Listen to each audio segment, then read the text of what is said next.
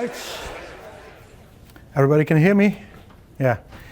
So welcome to this session, Navigating the Perfect Storm. We have a little bit of a storm outside, not too bad. My name is Albert Kramer. I'm from TrendMicro. I actually live in Toronto. And talking about storms, I was just complaining to somebody about my back because I had to shovel all the snow this week. So I'm a little bit jealous about the people here in Vancouver. I'd rather deal with some rain than with some snow, but that's me. You might hear on my accent that I'm actually not a native Canadian, but then I would question who actually is, but that's not a discussion. I'm in TrendMicro for 9 years. TrendMicro is one of the leading global cybersecurity companies. We have roughly about 7,000 people globally. We have a big presence here in Canada. One of our major products in cloud is actually being developed here in Ottawa. And also one of our threat research centers is in in Toronto. So Canada holds a special place for us in TrendMicro. We have about 300 plus people alone here in Canada only. So today I want to talk with you about cloud and security. And I titled this The Perfect Storm. And storm always looks, something that we don't like. But I also want to talk about things, how to make it simple. So if you talk about the perfect storm, what do we see at the moment? Well, a lot of things are happening at the same time. So we see an exploding set of different cloud infrastructures. So there's all kinds of new ways of delivering applications and platforms to users. We all know AWS, Azure, we used VMware in the past or are still using it, but there's still an abundance of new platforms. We also see that more and more teams get involved in delivering applications, which not always makes it easier for teams to actually decide what to deliver and how to deliver that securely. What we also see is there's more compliancy, there's more regulations. We also see there's new ways of doing things like delivering our applications in a smart way using DevOps. And we'll go a little bit more into that what that is. And as always, cyber criminals never have a dull day. They always find new ways to try to penetrate our networks, to get into your environments, steal your data, affect your users. And we try to solve that with tools, actually too many tools. If you go around, probably everybody can put up their hands and say, how many tools do you use? Probably more than 5, more than 10.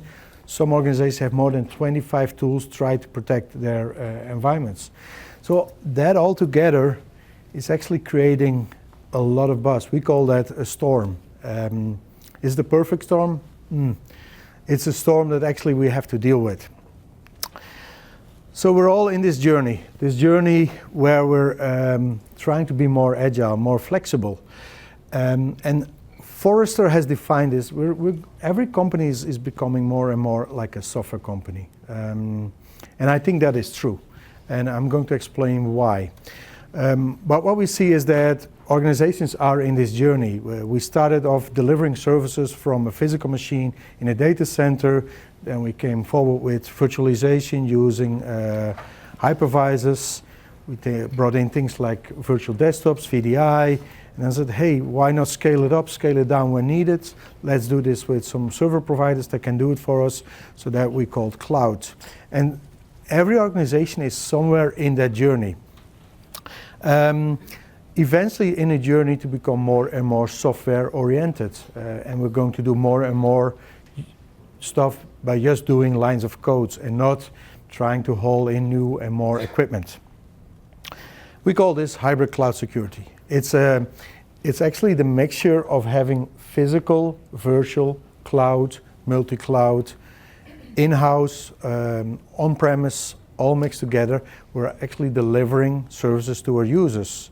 For me, the effect of cloud is actually the agility and the flexibility. That defines cloud. Not that it's somewhere in somebody else's data center, but actually that you're able to scale up, scale down, and be more agile and more fast. And that, I think, that is what clouds truly encompasses. And we see a lot of shifts in organizations where we had traditional ways of delivering applications to our users, to our customers. We're going to do this more and more fast. We're using new types of applications, probably built up maybe using microservices. And we're going to need ways of delivering that. And that is also what cloud is promising to us, because cloud will actually give us that flexibility, that agility to be more fast and to be more speedy. So we're all in this transition. And this is the old way. So we have organizations that are building their applications. They have developer teams. They were constructing the applications. They were bolted onto an operating system, and that was maybe bolted onto a piece of infrastructure. And then the developers, yes, they threw it over the wall. They gave it to their IT admins, the security admins, and then they say, okay, now we got this package. We're going to make it a deliverable that is actually secure. So they were going to put on their patches and their security layers on top of it. That process, and lots of organizations still do it this way, but that process can take weeks, months, sometimes even years. And it should be something that is not too a surprise to us. So there was this notion where developers did their stuff, and then the IT admins did their own stuff. But that won't hold too much longer, because what we see is the world is moving faster and faster. What we actually see is that the only way to differentiate yourself in a competing world is to be faster than your competition. You need to have agility built into your product delivery. So the only thing to make a difference is be faster. So find ways to actually deploy your applications, your services, your images, anything you want to deliver to your users or to your customers in a more faster way. Because if you won't, your competition will. And this is actually what we call DevOps. DevOps is actually a way of providing services, applications in a way faster way that it can make being like updated constantly, may be available constantly. Some people say it's continuous improvement, continuous development, and I'll show you a little bit how that looks. But this is where we're moving to. We're all going to have to be faster and faster. And cloud, and again, don't think cloud as something that's maybe offside. Cloud is going to help us to be faster. So how does fast look like? So let's imagine you want to have some internet connectivity to your data center. Either you can do it in the ways from the pictures where people have to dig a new fiber optic line, provide additional bandwidth. And by the way, if next month you need more bandwidth, you have to all do it over again. Or you do it with a couple of lines of codes where you say, hey, in your cloud environment, I need some additional VPCs, I need some additional connections. You actually, with a couple of lines of codes, can do that. The same thing with creating more resources. Either you can rack it, you have people hauling it into your data center, putting it in place, having to connect everything, making sure you have enough power. Or with 2 lines of code, you can actually spin up 1, 10,000. In this example, 10,000 instances of large resources that's been made available almost instantly. And if needed, you can pull it down as well instantly. So that is how fast looks like. Another example of what fast looks like is how we ship goods. In the past, when we were shipping goods, we had to do this in a very archaic way. We had people putting things in nets, in tons, in crates, and then trying to fit everything into a ship was pretty cumbersome. Nowadays, we actually do this way more efficient. We do this in containers. And containers are the optimal way of shipping goods from one place to the other ways, because the whole infrastructure is designed to accommodate this. From trains to the boats, from the boats to the trucks, from the trucks to the shops. Everything is able to accommodate this container. And here we see a big ship, we see some containers on the harbor, and we see some equipment that is there to help get the containers on the ships. And the truth is, it's actually the same thing what we're using in IT now. For example, if you look at what containers are compared to what we use to have this repository called GitHub, it's actually the same thing. This is the place where you can put your containers away, or you can actually take them out if needed. So that is what is GitHub. And then you get all the stuff to upload the containers or download the containers, and we call that Jenkins. And there's other tools, but these are the most common ones. And then the one that actually combines everything and actually delivers that set of containers to the end users, that's Kubernetes. So I think this is a pretty simple way of explaining how application delivery is becoming more and more agile. We found ways to microservice our applications, and also ways to deliver that in an easy way to our users. So we're switching from this old model where the users were actually throwing, or the developers throwing their application over the wall to the IT admins, and then they had to put it in production. Nowadays, actually, we gave that to the developers. So the developers and operations actually merge to each other. So there is no barriers anymore. There's no wall where you can put it up. The developer actually, with some simple lines of code, with a little piece of software, can actually put his code into production immediately, which definitely helps it to become faster. And with containers, it's become so easy. You can actually put pieces of an application, and we call those microservices. And all those microservices together will actually become this one application.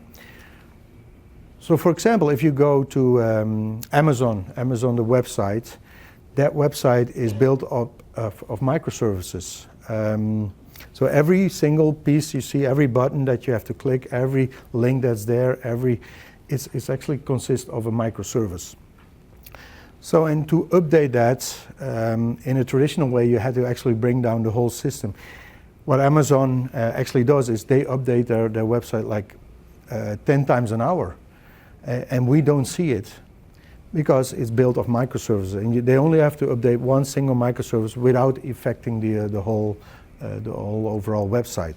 So that is what developers or DevOps do in delivering applications constantly for users, making it more quick, more fast, and they can actually deliver applications not maybe once a year, half a year. No, they can actually do it multiple times a day. So this is a well-known image. So what actually DevOps represents. We're building the application, and we go to a process where we actually go to operation.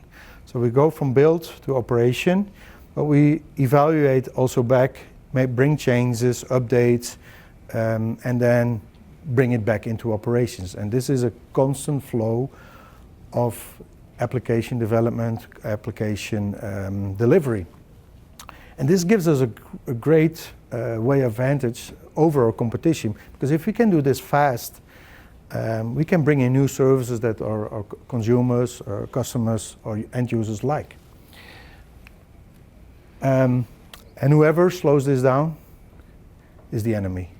If in your organization somebody says, I'm not sure about going into this DevOps model, they're going to limit your company to be successful, because your competition will be.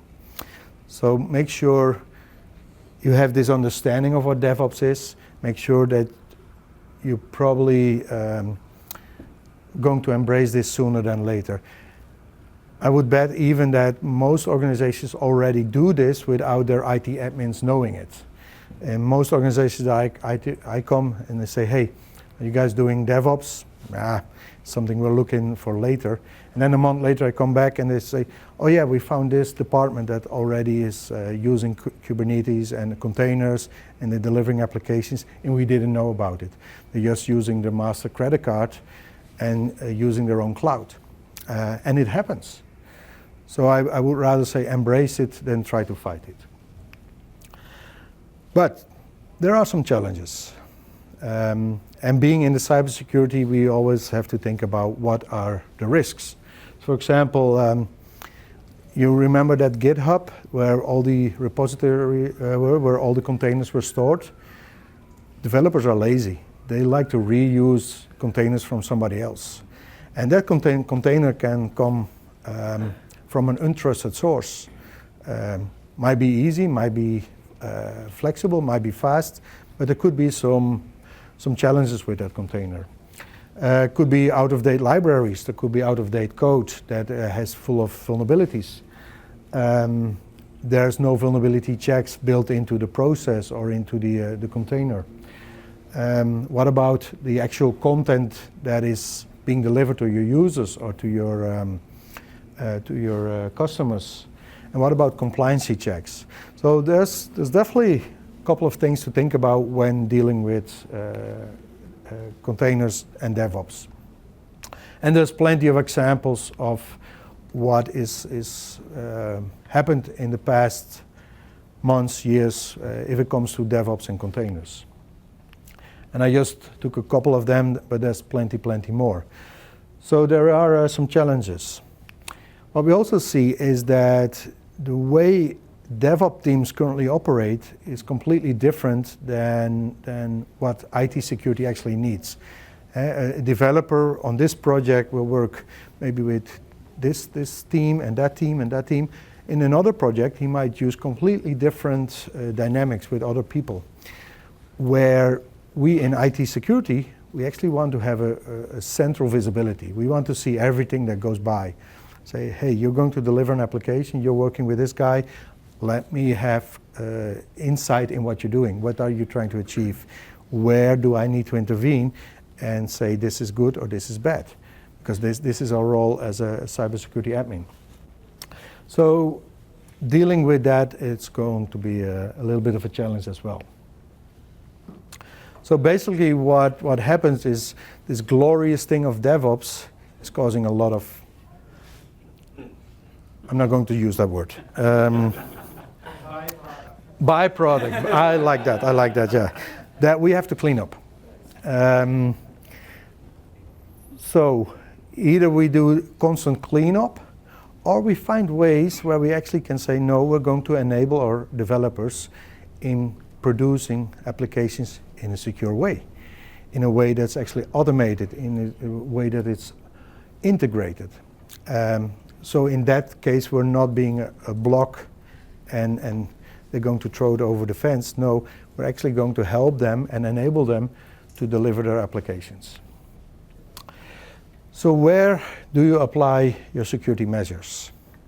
That's actually defined by how many budget you have. Because if you do it in runtime, actually, so the application has been developed, it has been put in a repository, it is going to be pushed out to your users, and then it's actually being run and being used. If you want to secure it there, that's going to be the most costly option. But if you can bring it closer, your security application closer to the development itself, it will become actually cheaper because the effect, the impact is less. Even if you can update the code already at the moment from delivery and say, hey, this code that you're going to deliver is unsafe, fix it now before you put it in a repository and then put it in runtime, that is way less impactful than actually having to try to fix it afterwards. So keep that in mind if you're going to work with DevOps. The closer you can put your security measures, preferably automated, to your developers, the better it will be, the cheaper it will be. So we're back to this graphic where we go from build to operate. So there's a couple of things that you can do to help your developers deliver secure applications to your end users. For example, during the build, you can do automated build scanning. While you're building, you will actually scan the code that are being used. And often, I said, developers are lazy in the most respectful way, but they will reuse somebody's code. And they will just merge that code with their own code. But that code often has already been seen and known to be either good or known to be bad. So there's actually easy ways to check that code during the build phase. You can do some risk assessments when putting it in the pipeline, saying, hey, is this code going to give us some issues? Is there actually maybe some data that shouldn't be there? You can do some image assurance. You can actually integrate with tools like Kubernetes and say, hey, I'm going to check whatever is being uploaded or downloaded and create visibility, whatever is put up there, so at least I know what's happened.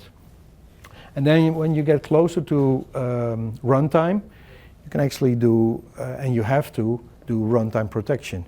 So you check your infrastructure, you check your operating systems, you check your containers, you check your applications.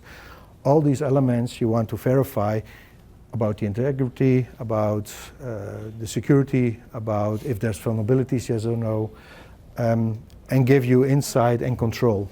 And then the same applies going back to the build phase. So there's a lot of things that you can actually do to help to secure that whole pipeline from building to operation. And this nowadays can all be with software. It can be automated. It can leverage APIs, for example. So TrendMicro does this as well. So we have a tool called Deep Security. It's one of the leading cloud security tools. And we go all the way from image scanning, so in the pipeline when actually the developer is building their applications, all the way to runtime, where we look at network security, we look at system security, and we look at malware prevention. All these elements are needed to get to the highest level of security. So there's not one single technology that will do all. For example, for a long time we've relied a lot on anti-malware. But if that would be the single solution to everything, then we probably would have solved it already a long time ago. No, what we need is things like vulnerability scanning, application control. And why do I mention vulnerability scanning? There's actually two major threats to your environment only. One is your user, but they will click on anything. And they will keep clicking on everything. They will put their USB sticks in. And the other one is vulnerabilities. And vulnerabilities you can solve in two ways. Either you patch or you put some intrusion prevention, vulnerability protection in place. So let that sink in. There's two ways to fix a vulnerability. Either you patch or you put in intrusion prevention. So can we always patch? The answer is no. There's a gazillion reasons why we cannot patch. Either we don't have the time, we don't have the budget, we don't have the resources, patch is not available, the system cannot be updated, the system cannot be touched. But what you can do in separate is use intrusion prevention technologies that will actually discover the vulnerability trying to be misused and prevent against it. So those are your two options when it comes to vulnerabilities. And this is part of your runtime security prevention. So we build that all these layers into TrendMicro Deep Security, knowing that it has to integrate with all kinds of tools that are either being used in your data center or in your cloud environment, running on every single major enterprise platform that we know. Not only Microsoft, because it used to be a Microsoft world, but nowadays it's a mixed world. There's more and more Linux and Unix platforms being used, and there's always this running joke from, hey, where are clouds being made of? Well, mostly of Linux servers. In this case, it's still Rain. But you need to have a platform that, or a security solution that actually supports all these platforms. using in any different way, either if it's a physical, a virtual world, a cloud world, using any type of cloud service provider, or even using any type of container image like Docker or anything else. So that's what we've done over the last 10, 15 years with deep security, but we're still evolving this further because the world is also evolving. And we're going into a world where it's more and more software oriented, less human interaction. So we're going to need automation. And automation can be achieved by using things like APIs. APIs are easy ways where you connect services to each other and automatically react to certain occurrences. So for example, if I deploy a new Docker image, I can actually react to that and say I need to do A, B, and C. And A, B, and C can be check it on vulnerabilities, check on the code, check on the content, and make sure that the report is pushed out to the IT admin and he knows about it. It could also be pushed back to the developer and say, hey, dear Mr. Developer, you're trying to push out an image that has vulnerabilities inside. You need to fix this first before you actually can continue. So APIs give us a great deal of control about everything we want to do. And I believe strongly that in the future, we're going to see less and less interfaces. Sure, every solution that you will buy, that you will go into, will have an interface where you can click and point. Well, what you're going to see is that APIs are in the background are going to be even more important. Maybe even more powerful than what you actually can do with a console operation. Because you cannot do as fast or as extensive commands as an API can do as a user or as an IT admin. So that this is going to affect all our lives. So again, I would encourage everybody to think about it and also investigate if your solutions going forward have the APIs to help you to automate and scale in the way that your organization needs. And find a partner that actually helps you to embrace these APIs, because you cannot do this all by yourself. So you're going to need a lot of learning, a lot of documentation, a lot of examples, a lot of scripts that already are being made, a community actually, where people are sharing their scripts and ways of doing so. So you can actually benefit from that, because again, you cannot do everything yourself.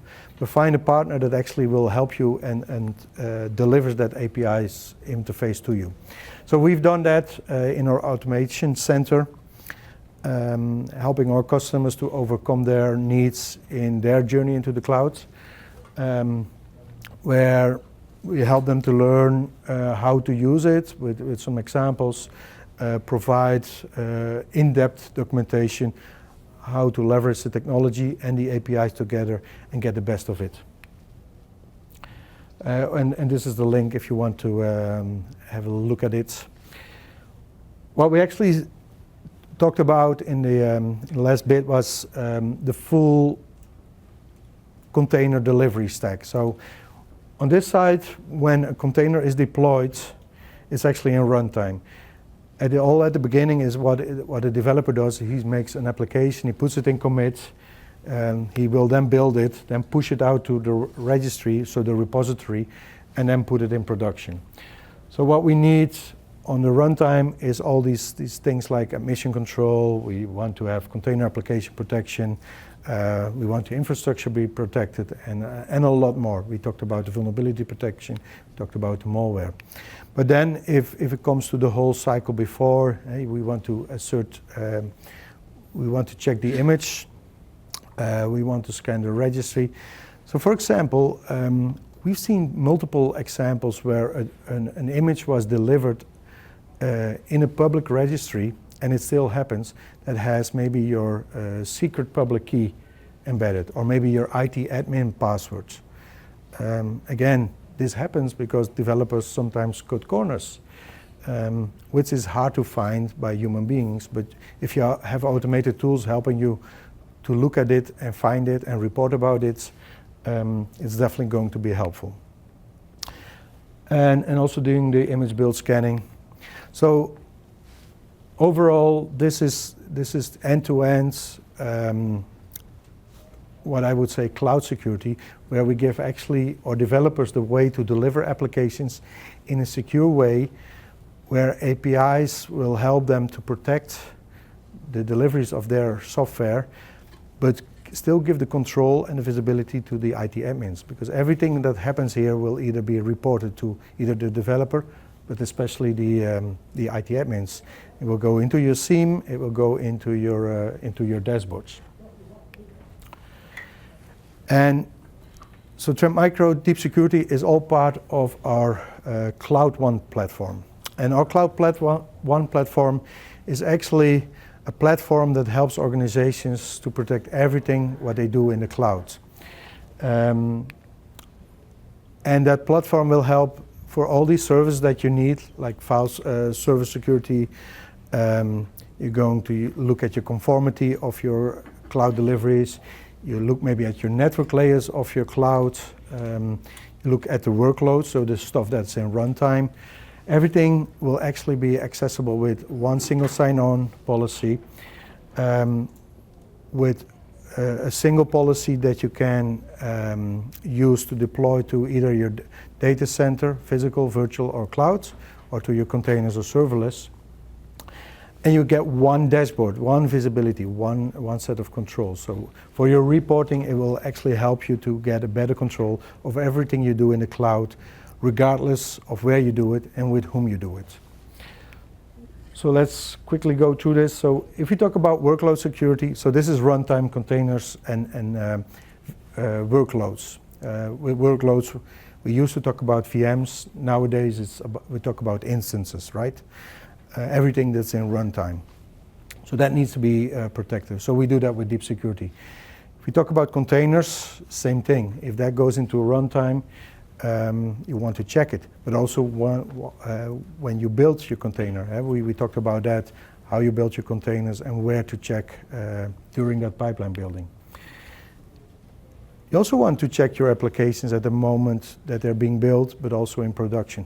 For example, if I publish a new application using Java or Python or any other programming languages, I'm probably going to use libraries. These libraries over time can become vulnerable. So you want to know about if then that application that is using these libraries has become vulnerable. So there's ways to check upon that, report upon that, but also make sure that it's get up to date or updated if needed.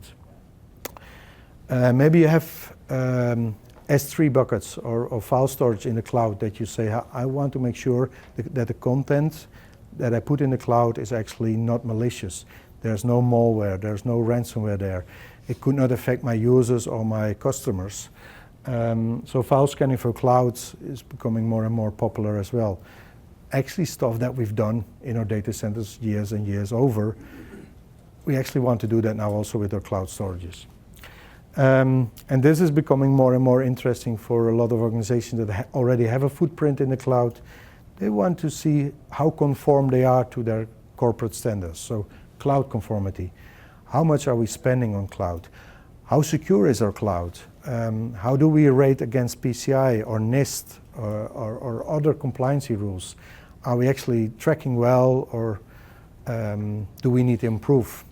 So cloud conformity is part of our Cloud One platform, which gives great insight for a lot of organizations to say, hey, where are we with cloud?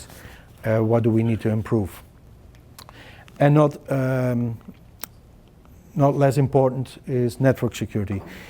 Even though you have everything in the cloud and you put everything in your service provider, that does not mean you don't have the responsibility to take care of everything connected to it. So you still want to verify what is connected to your cloud instances, your workloads, your applications, and make sure that your vulnerabilities are taken away. So we do that with our network layer IPS. And all these things together will raise the bar for your cloud security overall.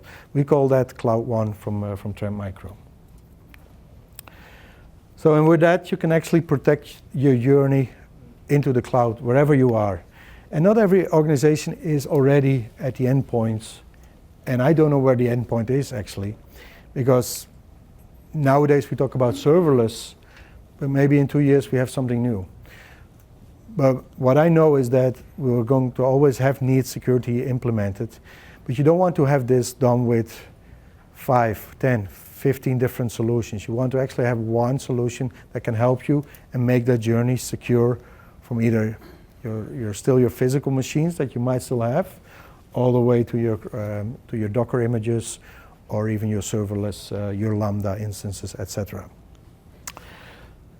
So with that, I invite everybody to have a look at our trial website. You can actually play around with deep security. So you get a couple of machines that you can deploy deep security on. There will be some vulnerabilities that you can actually protect against. It's, apart from that, is a good sell tool. I think it's also a good education tool to understand how cloud security actually could look like. So even if you're not interested in TrendMicro, use it as a self-education tool and get yourself a little bit more into the cloud security, because I think eventually that helps. So there's two. One is Deep Security Smart Check, which is more tailored to the whole pipeline building. The other one is TrendMicro Deep Security, which is more for the runtime. It's all part of the same Cloud One platform. And with that, I would like to thank everybody for his time and attention. If there's any questions, we can open it up. Or otherwise, you can find me here or at the booth. Thank you.